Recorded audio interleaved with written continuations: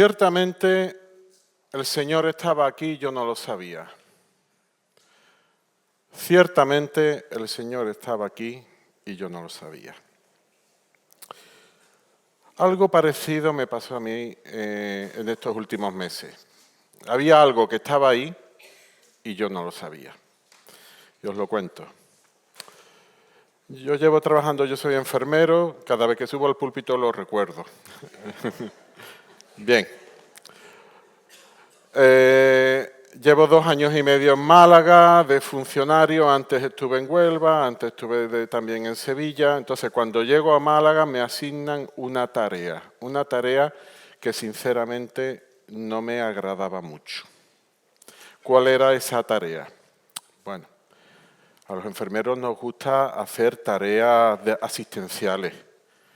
Las tareas administrativas nos vienen un poquito pesadas. No nos gusta como norma general. A lo mejor hay algunos raritos por ahí que le guste, pero como norma general no nos hace mucha gracia las tareas administrativas.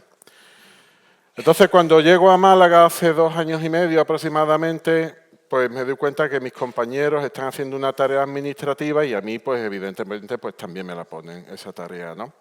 La tarea consiste, voy a intentar ser breve, la tarea consiste en que hay una serie de archivos clínicos de trabajadores, porque yo trabajo con trabajadores de la Junta de Andalucía, que tenían una historia clínica, son datos confidenciales, son datos pues hay que tener mucha seguridad con ellos porque son datos sanitarios.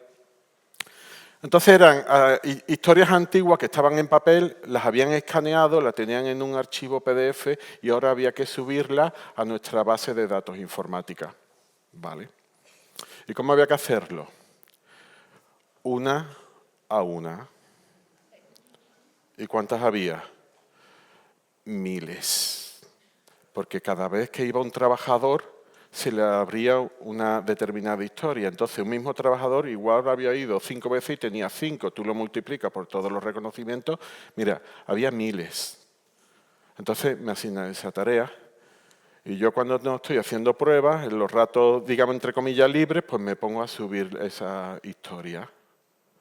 Una a una. ¿Qué pasa? Que me tiro 2 años subiendo historias una a una.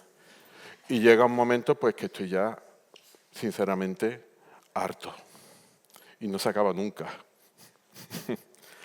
Entonces digo, bueno, esto tiene que haber otra forma. Entonces, claro, tenemos la inteligencia artificial. Y digo, yo voy a intentarlo, no pierdo nada. Y le pongo a la inteligencia artificial, mira, me pasa esto, ¿esto se puede hacer de alguna manera? Y me dice, sí, puedes hacer un programa y la puedes subir. Digo, qué fácil. Y me pongo a hacer el programa yo. Yo soy enfermero, yo no soy informático. No tengo ni idea de hacer un programa informático. Y me pongo con la inteligencia artificial. Me tiro 2 o 3 meses haciendo el programa que no subo en esos 2 o 3 meses ni una historia.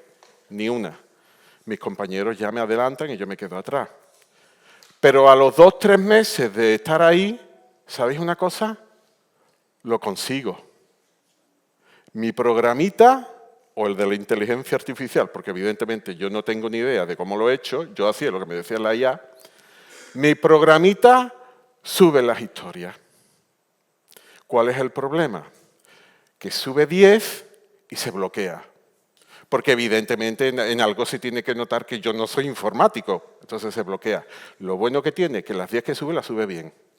Ahora, constantemente se queda bloqueado. Entonces yo, oye, que si sube 10, pues tú lo pones, te sube 10 y cuando se bloquea, pues lo pones otra vez. Pues ya está.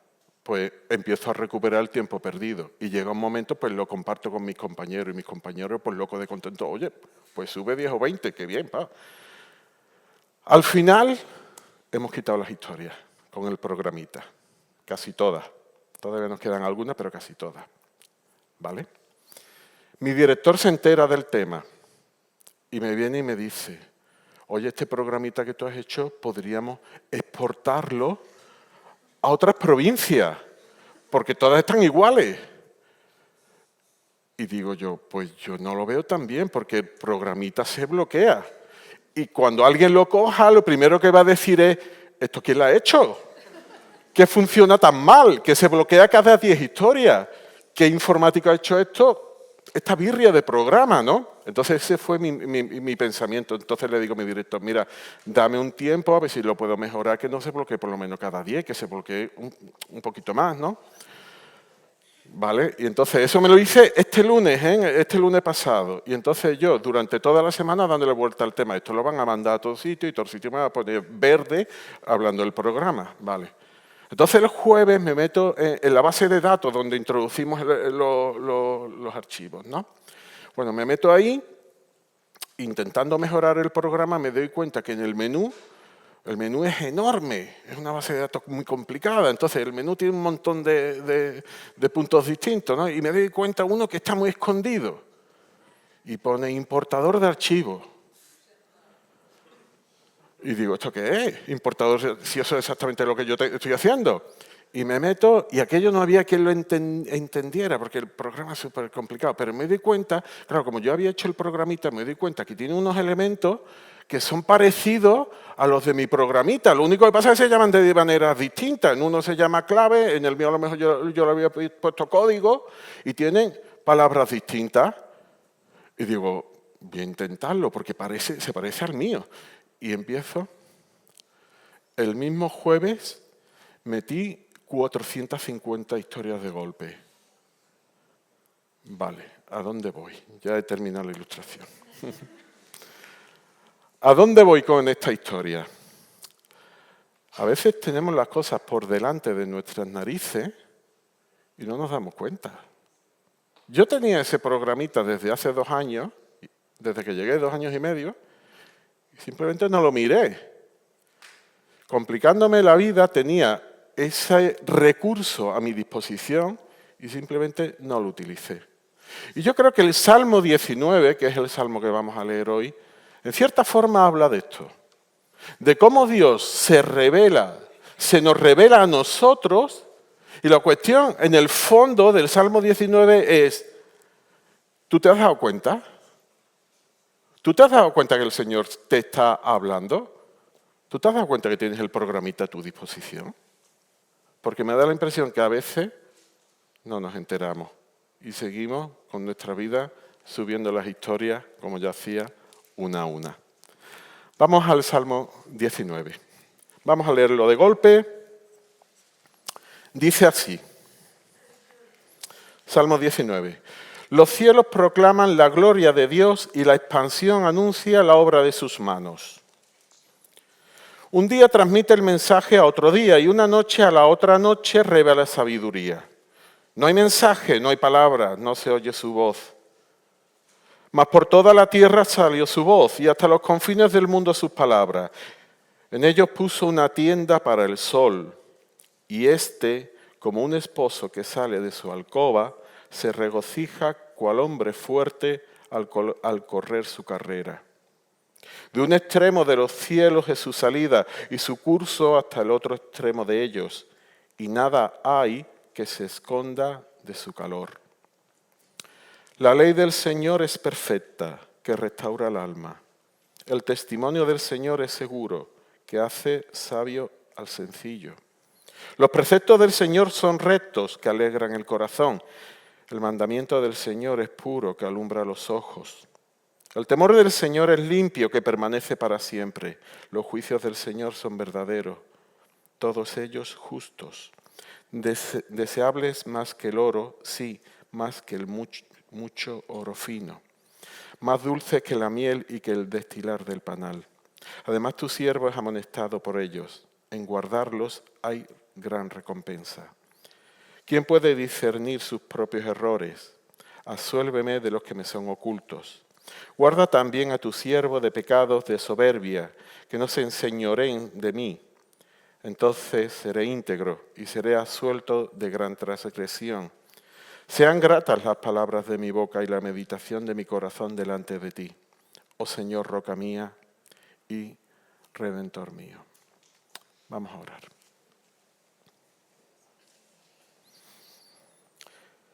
Padre, en esta mañana te damos las gracias por el tiempo de adoración que hemos tenido, porque podemos llenarnos de ti a través de la música, a través de la letra, Te damos gracias, Padre, también por la comunión de los unos con los otros, por estar aquí reunidos. Y te damos gracias también por tu palabra. Y te rogamos que tu Espíritu Santo abra nuestros ojos del corazón para que podamos entender lo que tú tienes hoy para nosotros. Te lo rogamos en Cristo Jesús. Amén. Muy bien.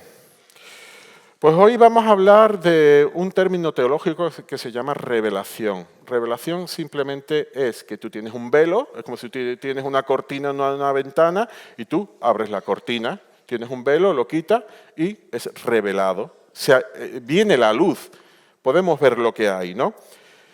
Es una comunicación y en la comunicación hay una serie de elementos, los voy a repasar de forma rápida. ¿Qué elementos tenemos en la comunicación? Pues tenemos un emisor, que es la persona que envía el mensaje. Y en el Salmo, el emisor, ya sabemos quién es el Señor. Tenemos un receptor, que es la persona que recibe el mensaje. Y en el Salmo, los receptores, ¿quiénes son? Bueno, pues era David el que lo hizo con la inspiración del Señor y los receptores somos nosotros. Tenemos un mensaje, que es el contenido en sí del Salmo. Y bueno, hay muchos más elementos, ¿no? Es interesante que hay un contexto. Es decir, que el Salmo se escribió en la época del rey David, ¿no? Los archivos de los que yo os he hablado aquí no lo van a nombrar, evidentemente, ¿no? Pues vamos a tener esto en mente. Vamos a tener los elementos de la comunicación en mente, ¿no? Entonces, nos vamos al versículo 1. Y lo que vamos a ver en esta revelación van a ser 3 partes. En la primera parte vamos a ver cómo la verdad de Dios es expuesta para nosotros a través de la creación, a través de la naturaleza. En la segunda parte vamos a ver cómo la verdad de Dios es expuesta a través de su palabra. Y la tercera parte lo que vamos a ver es cómo esa verdad de Dios nos llega al corazón. ¿Vale? Entonces, creación, palabra y corazón. Las 3 partes. Nos vamos a la primera. Y dice el versículo 1, los cielos proclaman la gloria de Dios y la expansión anuncia la obra de sus manos. ¿Vale? Pues tenemos un emisor que es Dios, evidentemente. ¿Qué medio utiliza Dios para comunicarse con nosotros en este versículo? Los cielos. La Reina Valera dice el firmamento, la expansión de los cielos. Toda la creación habla de este creador. ¿Y cuál es el contenido de ese mensaje? La gloria de Dios. Ahora, somos una iglesia. Estamos todos los días cantando sobre la gloria de Dios. Y la pregunta sería, ¿y qué significa la gloria de Dios? Pues en el hebreo, la gloria de Dios significa el peso de Dios.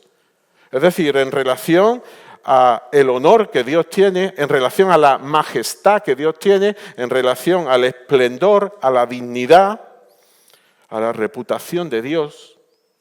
Pues eso proclaman los cielos, eso proclama la naturaleza, eso proclama la expansión. Todo eso proclama. Y la pregunta que podríamos hacernos es, ¿te has dado cuenta? ¿Lo has percibido?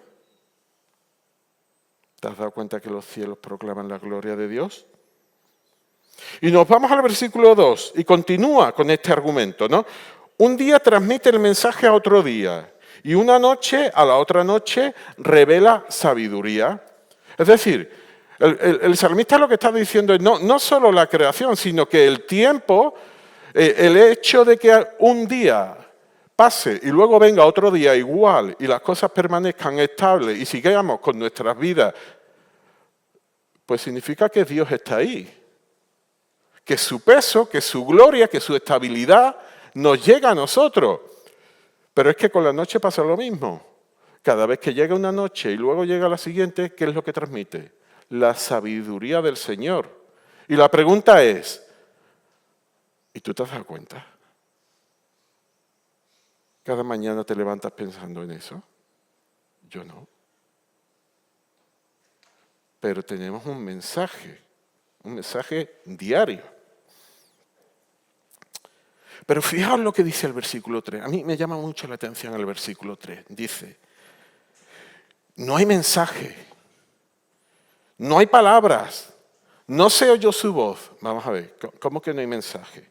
Si el versículo 2 dice que un día transmite el mensaje a otro día. No es como una contradicción.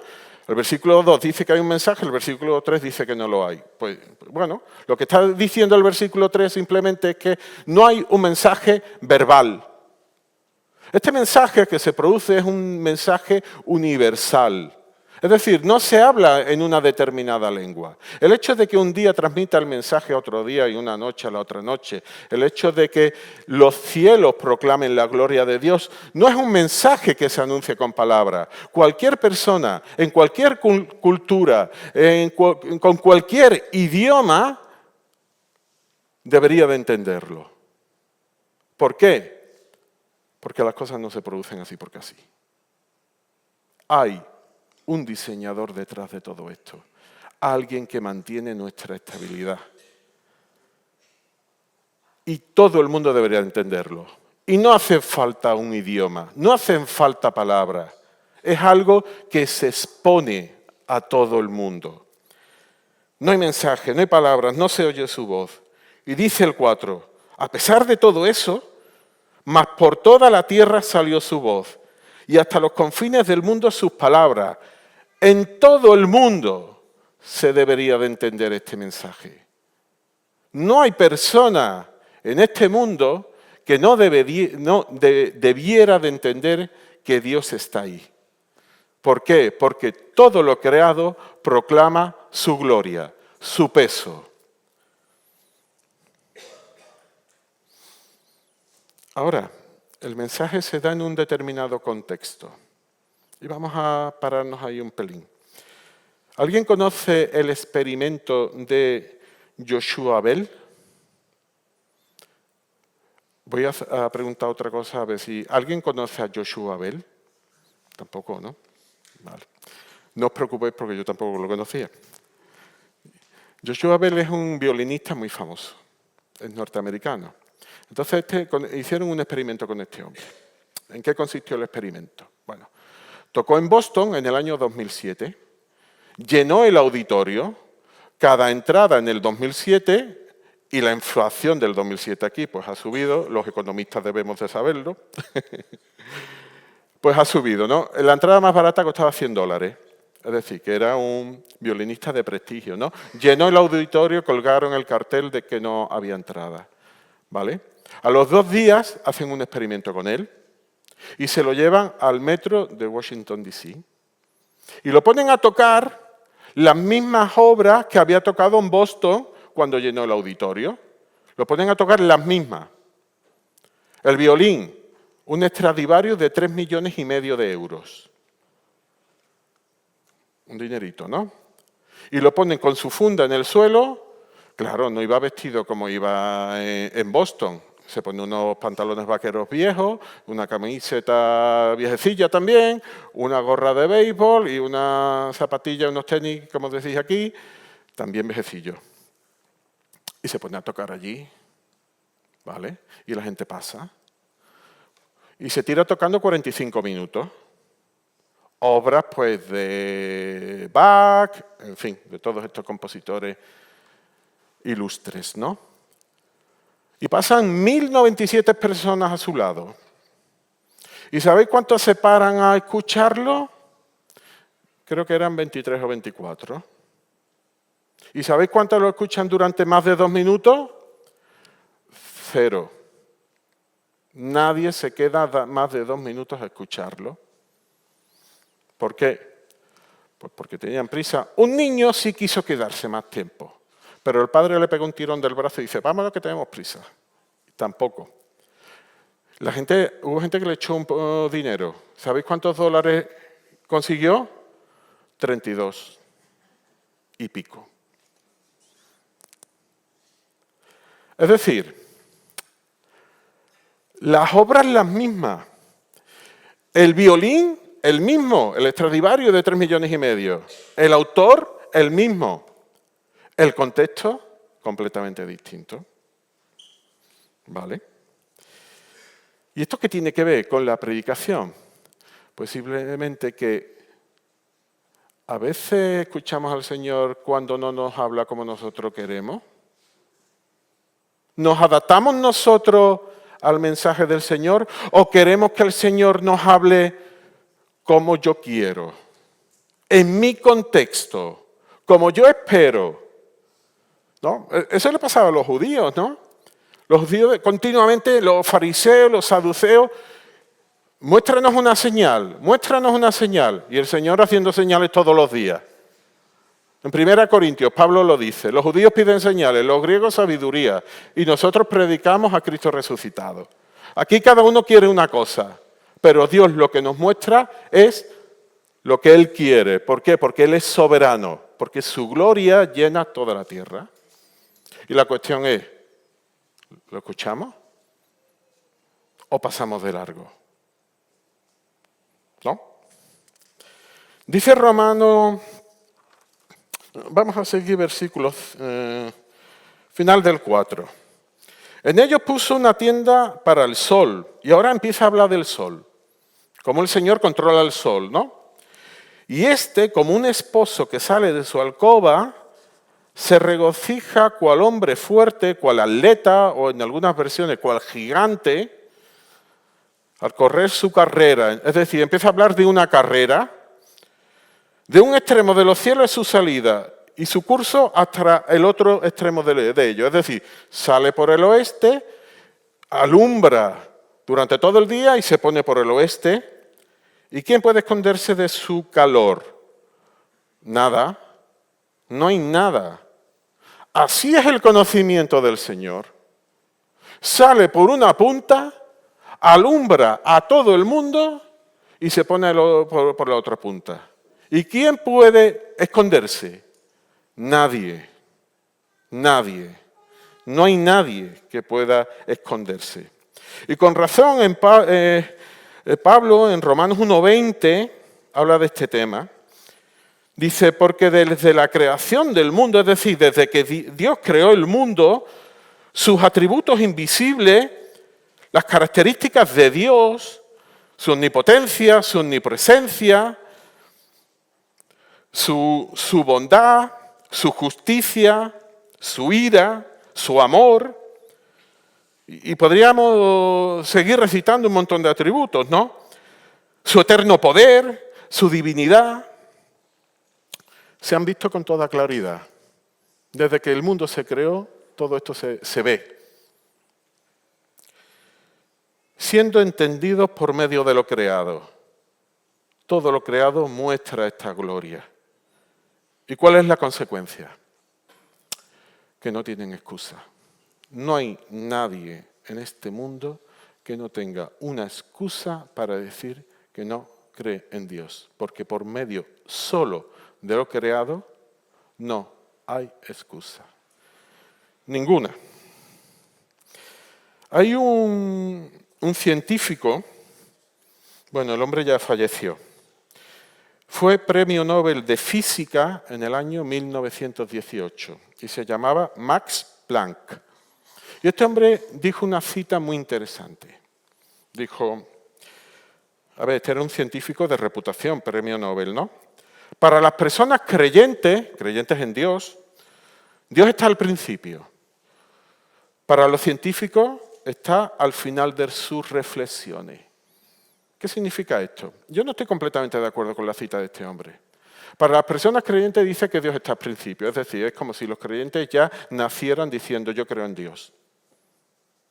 Y él decía, para los científicos está al final de sus reflexiones, es decir, yo soy científico, yo no creo en Dios, pero yo empiezo a hacer experimentos y sigo haciendo experimentos, sigo comprendiendo la ciencia, sigo entendiendo cómo se producen las leyes de la física y tal. Este hombre fue el padre de la física cuántica. Pero ¿qué pasa? Que llega un momento en la ciencia que no tienes explicación. Empiezas a profundizar y llega un momento que de ahí no pasa. A lo mejor viene otro y profundiza un poquito más, pero llega un momento que de ahí no pasa. ¿Por qué? Porque llegamos a un momento que no tenemos explicaciones. No hay explicaciones. ¿Por qué? Porque nuestra fe no se basa no es una superstición, y una superstición es algo que tú crees sin motivo. No, nuestra fe se basa en evidencia. Evidencia Pues la que está diciendo el texto, que hay un creador, que hay un diseñador que lo ha creado todo. Y eso es una evidencia palpable, observable. Pero nuestra fe tampoco se basa en el racionalismo, en encontrar el porqué a todo, porque nuestro Dios es tan grande que es imposible encontrar el porqué de Dios. Nuestra fe se basa en evidencia, pero no se basa en comprenderlo todo. No podemos comprender la grandeza de ese Dios. Tanto las cosas grandes como las cosas pequeñas, tanto el universo, llega un momento que no puedes comprenderlo, como en lo minúsculo, en los átomos, las partículas más pequeñas, ¿no? Mirando este tema, hay una serie de cuestiones que sabemos que están ahí, pero no sabemos cómo se producen. Por ejemplo, nosotros vivimos de oxígeno, ¿no? ¿Vale? Sabemos cómo se produce el oxígeno en la Tierra, las plantas producen oxígeno, los mares a través de microorganismos producen oxígeno, hay un montón de factores que producen el oxígeno que nosotros respiramos. Sabemos cómo se consume el oxígeno. Nosotros consumimos oxígeno, los incendios consumen oxígeno, en fin. Ahora, lo que nadie puede explicar es por qué el oxígeno de la Tierra es estable. Se consume lo que se consuma, se mantiene estable y no varía. ¿Durante cuánto tiempo? Por siempre.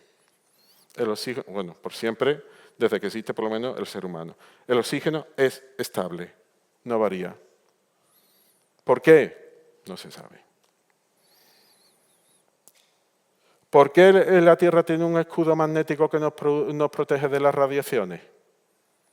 Pues se ha visto que es por el hierro que tiene, vale. Pero el hierro solo no lo mantiene. Marte lo tenía y lo perdió. Pero la Tierra lo sigue manteniendo. También se ha visto que es por la rotación, por la velocidad exacta. ¿Y por qué la Tierra va exactamente a esa velocidad y tiene exactamente ese hierro? Bueno, pues no se sabe. Pero si no lo tuviera no estaríamos aquí. ¿Por qué el agua es líquida? Si la Tierra estuviera un poquito más cerca del Sol, herviríamos. Si la Tierra estuviera un poquito más lejos, nos congelaríamos. Estamos justo a la distancia adecuada. ¿Por qué la Tierra tiene un eje de 23,5 grados? Por muchos factores. Uno de ellos la Luna. Si no tuviera la Luna, no lo tendríamos. Y si la Tierra no tuviera ese eje, pues habría zonas en las que nos abrazaríamos y en otras nos congelaríamos. Y cuando empiezas a mirar tanto el universo, el ser humano, los órganos, la naturaleza, todo, te das cuenta de su grandeza, ¿no? Ciertamente el Señor estaba ahí y yo no lo sabía. Muy bien. Ahora el versículo 7 es interesante. Y pasamos ya a la verdad en su palabra. Porque parece que hay un cambio radical, ¿no? Estamos hablando de la creación, del sol que sale de un extremo y se pone por el otro extremo. Y dice, y ahora empieza a hablar de la ley del Señor. Y podríamos decir, bueno, vaya transición, ¿no? David, rey David, te vas de un tema a otro sin poner una transición, ¿no? Que tiene que ver de repente la ley de Dios con la creación. Pero es interesante porque ahora va a hablar de su palabra. ¿Y sabéis lo que va a utilizar? La misma ilustración que el sol ilumina la tierra, la palabra de Dios va a iluminar al creyente. Y de la misma manera que habla que el hombre fuerte o el gigante o el atleta corre su carrera, la palabra de Dios nos guía a través de la carrera de nuestra vida. Es muy interesante porque la mayoría de los adjetivos que se le añaden van en ese sentido, iluminando y guiando. Entonces, vamos al versículo 7, dice, la ley del Señor es perfecta. ¿Y esto qué significa? Pues lo que significa es simplemente que es perfecta. Ni más ni menos. Que no hay errores en ella. A ver, evidentemente nosotros tenemos traducciones y en nuestras traducciones puede haber algún error, pero no en los originales. Ahí no hay errores. ¿Y qué significa esto? Últimamente hay muchas personas que dicen que la Biblia contiene la palabra de Dios. Y hay que tener cuidado con eso. Porque si la Biblia contiene la palabra de Dios, significa que hay partes que son palabra de Dios y hay partes que no son la palabra de Dios. ¿Y quién determina lo que sí es palabra de Dios y lo que no es palabra de Dios? Pues lo determina a cada uno según su criterio. Pero la ley del Señor es perfecta. La palabra de Dios es la palabra de Dios. No contiene la palabra de Dios. Toda ella es inspirada y útil para enseñar, para redarguir, para instruir en justicia. Toda ella. ¿Y qué efecto tiene? Dice el versículo, restaura el alma. Ahora, aquellos que tenéis la Biblia abierta, vámonos un momentito al Salmo 23. La siguiente página, en mi Biblia está en la siguiente página. Y vamos a leer los primeros 4 versículos. Porque aquí hay algo muy interesante sobre la restauración del alma. Dice el versículo 1. Muchos de nosotros no sabemos el Salmo, pero bueno. El Señor es mi pastor, nada me faltará. Y yo pregunto, ¿en qué persona está hablando? El Señor. Tercera, ¿no? Él. En lugares de verdes pastos me hace descansar. ¿En qué tiempo está el verbo? Tercera, me hace. Junto a aguas de reposo me conduce. Tercera persona. Él restaura mi alma. Y de esto es lo que estamos hablando. Él, tercera persona. Me guía por senderos de justicia por amor de su nombre. Muy bien. Versículo 4. Prestad atención aquí. Hasta ahora, ¿cómo es el caminar de esta oveja, cuyo Señor es el pastor? Pues va por pastos verdes, va por aguas de reposo, va por senderos de justicia, va estupendamente, ¿no? Pero fija el versículo 4. Aunque pase por valle de sombra de muerte, y aquí ya hay un contraste, el valle de sombra de muerte no es el sendero verde, ni el sendero de justicia, no temeré mal alguno. ¿Y ahora en qué tiempo cambia? Porque tú estarás conmigo. Segunda. ¿Y eso qué significa? En relación con la restauración del alma. Pues significa que cuando las cosas van bien, normalmente tenemos el Señor allí en tercera persona. Está lejos, lo tenemos allí. Sabemos que está, pero está lejos. Pero cuando vienen las dificultades, cuando vienen los problemas, cuando vienen los conflictos, cuando uno pierde el sentido de la vida, cuando uno no sabe dónde va, cuando uno pierde seres queridos, ¿dónde debe de estar el Señor? Porque tú estarás conmigo. En segunda. Así restaura el alma el Señor, estando cerca de su pueblo. Dice el versículo 7, el testimonio del Señor es seguro, porque hace sabio al sencillo.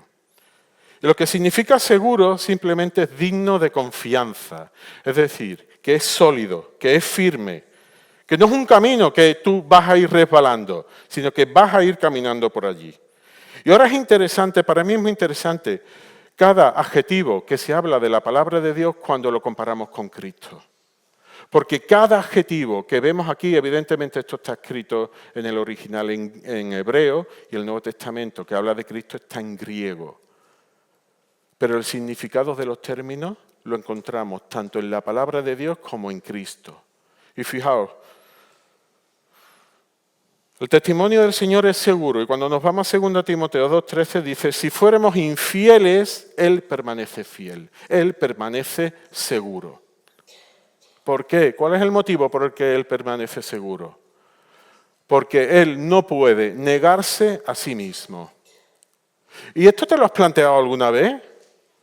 Sabemos que Dios es omnipotente, sabemos que Dios lo puede todo, pero hay algo que Dios no puede hacer.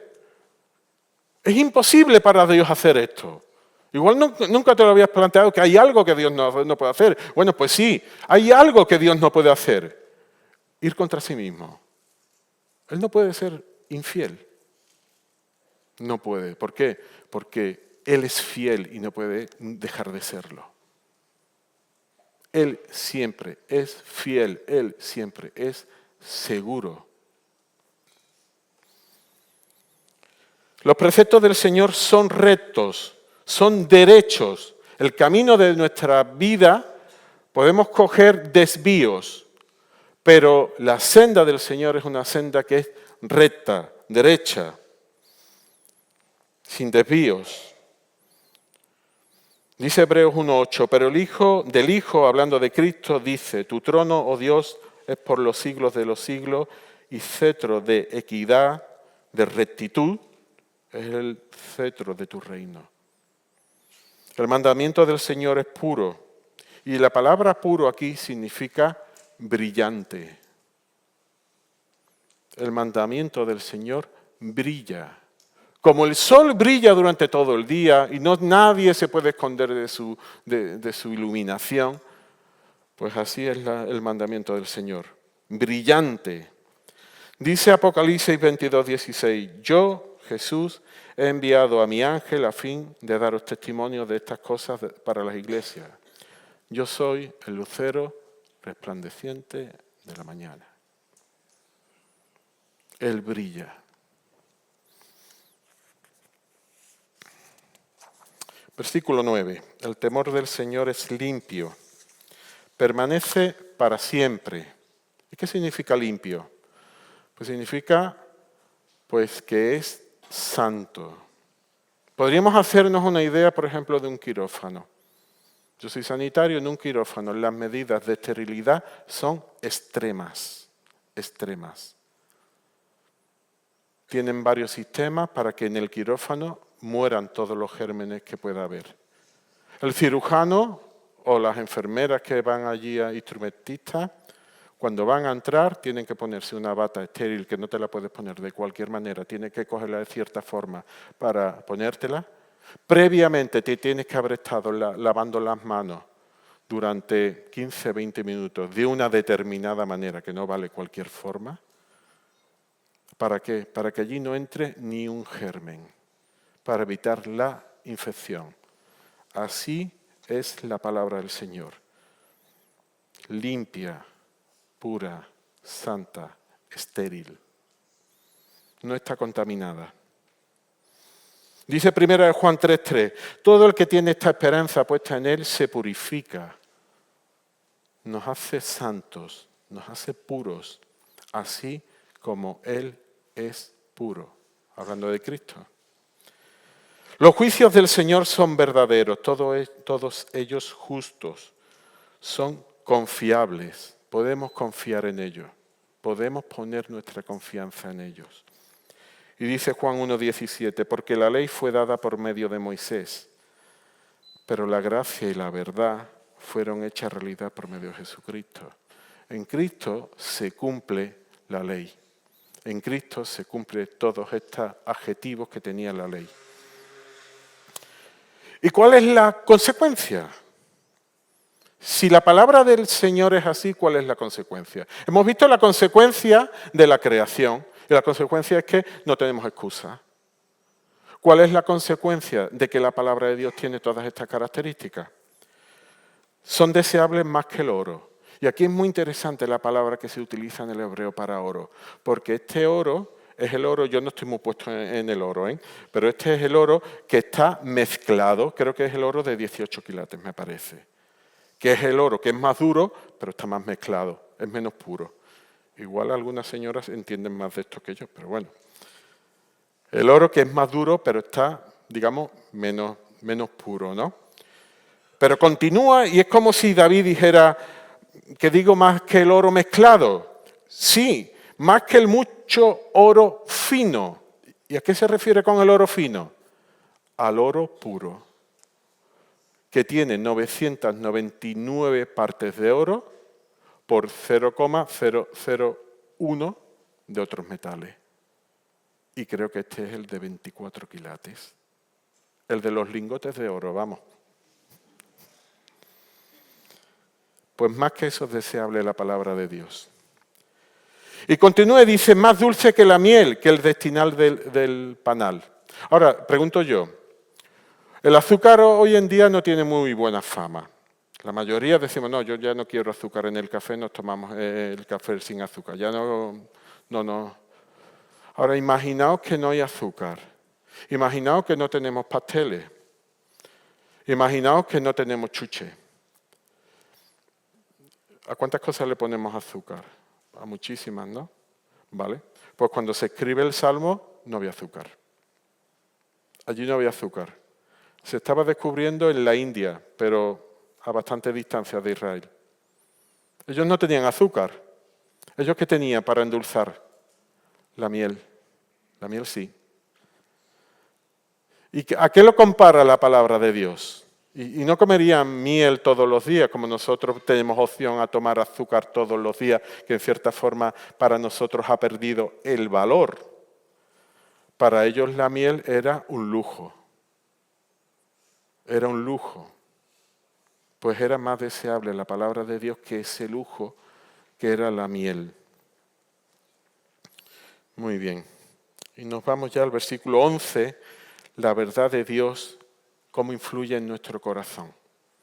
Y es interesante porque ahora el salmista David, después de haber expuesto la verdad de Dios a través de su creación, la verdad de Dios a través de su palabra, ahora va a nosotros, a nuestro corazón. Y la pregunta es, ¿y eso cómo influye en nosotros? ¿Qué efecto tiene en nosotros, no? Y lo que va a decir David coincide plenamente con lo que dijo Calvino. Calvino, en relación al uso de la ley, él dijo que la ley de Dios nos sirve como guía, nos sirve como espejo y nos sirve como freno.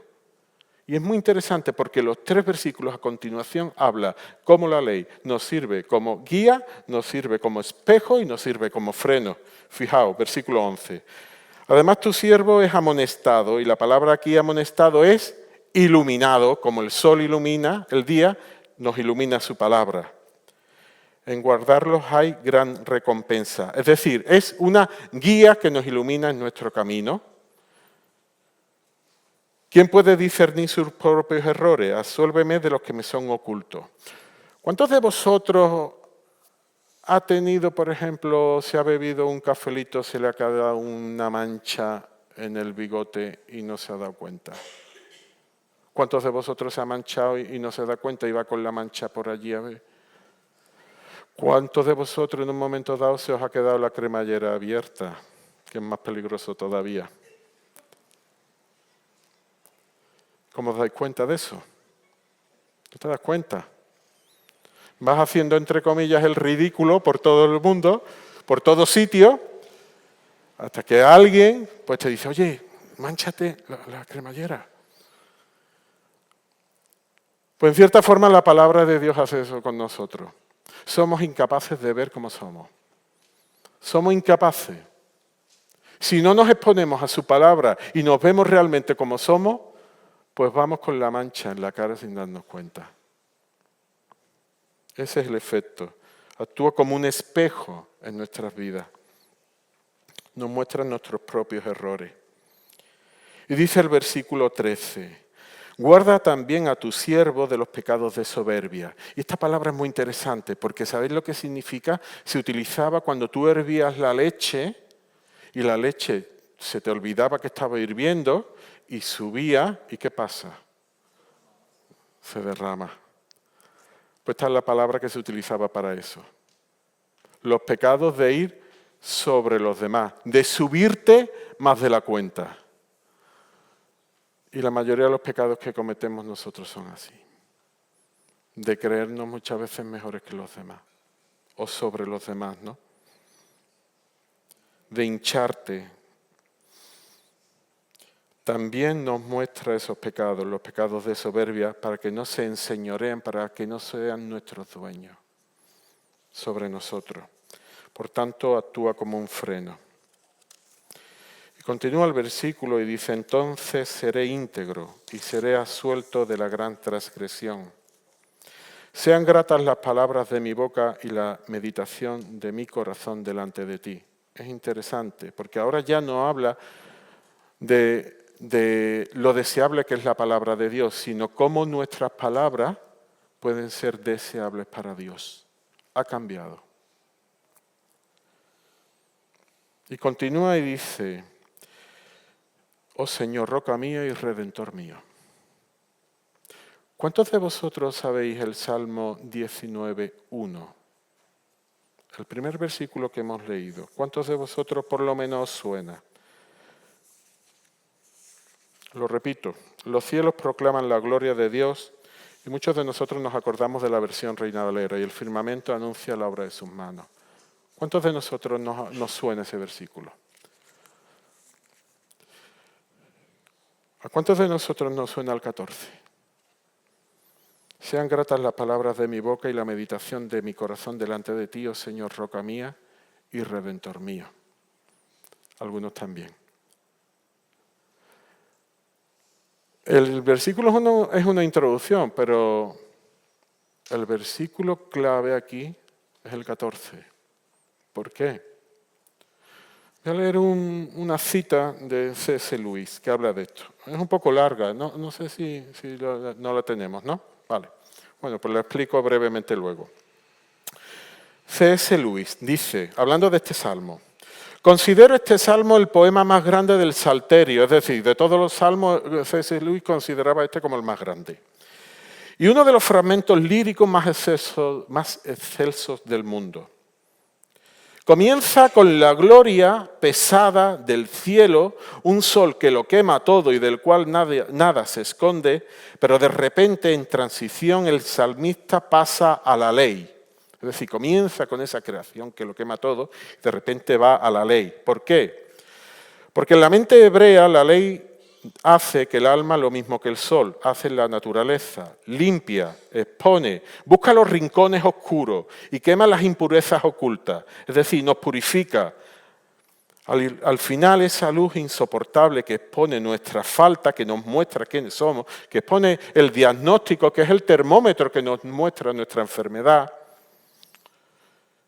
el hombre se descubre pequeño y necesitado, nos damos realmente cuenta de quiénes somos. Y el Salmo termina no como un filósofo admirando las estrellas, sino como un pecador de rodillas abrazando a su Redentor. El Salmo es una evolución. Comienza con la creación, la grandeza de la creación, continúa con la grandeza de la palabra de Dios y termina en cada uno de nosotros. Termina en cada uno de nuestros corazones, exponiendo la necesidad que cada uno de nosotros tiene de ese Creador. Ciertamente el Señor estaba allí y yo no lo sabía. Esto lo dijo Jacob.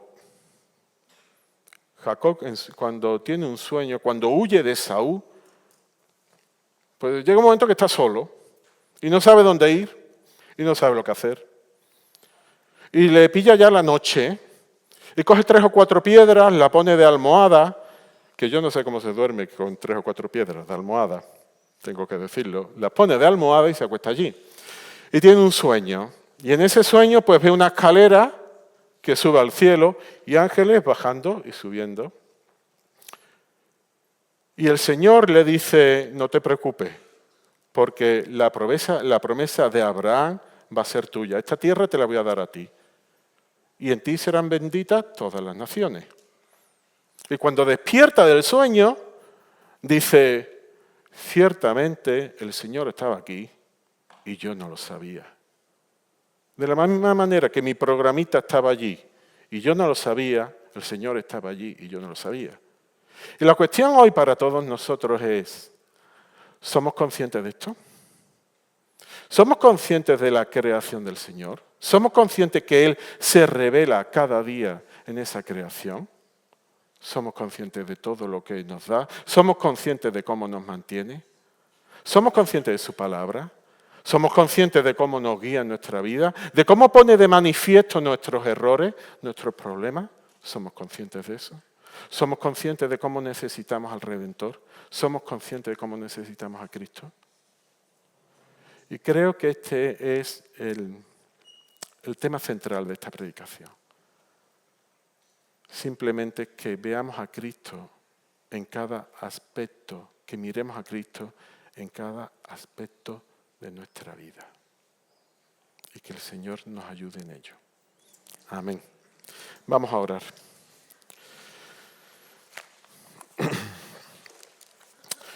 Gracias, Padre, por este tiempo y gracias por tu palabra, porque nos alimenta, es el alimento espiritual de nuestro corazón, nos ayuda a seguir adelante, nos impulsa en la vida cotidiana, nos ayuda a relacionarnos con los demás. Y yo te ruego, Padre, que estas palabras pues, no se olviden, sino que las mantengamos dentro de nosotros y te busquemos, Padre, porque tú estás al lado de cada uno de nosotros, aunque en ocasiones no nos demos cuenta. Te lo ruego en el nombre de Jesucristo. Amén.